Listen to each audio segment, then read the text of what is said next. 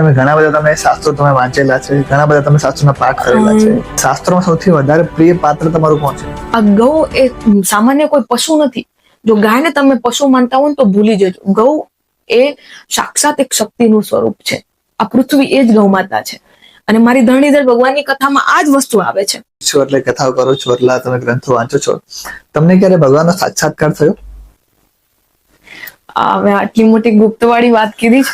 ભરતજી નું નામ લઈને એટલે મારા રૂવાટા ઉભા થઈ જાય.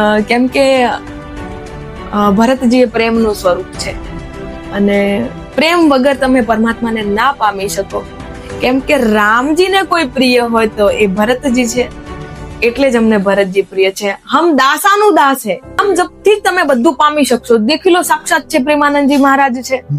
ખાલી રાધા નામથી દેશ વિદેશોના લોકોને એટલા મંત્રમુગ્ધ કરી દીધેલા છે. અને પ્રેમાનંદજી મહારાજને પણ હું મળીને આવી. શું વાત કરો? હા, પ્રેમાનંદજી મહારાજને કેવો રહ્યો એમનો અનુભવ કેવો રહ્યો? જબરજસ્ત. એટલે આમ કહેવાય ને કે જયારે આમ છૂટા પડવાનો ટાઈમ આવે, એક પણ એવો 1000 લોકોમાં એક પણ એવો વ્યક્તિ નહીં હોય કે જેની આંખમાં આંસુ નહીં હોય એમ.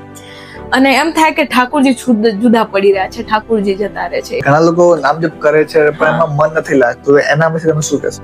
કે ભાય કુભાય અનખ આલસહુ નામ જપત મંગલ દિસિદ્ધ સહુ. ફૂલ વિડીયો જોવા માટે YouTube પર સર્ચ કરો ટોક વિથ હિરેન.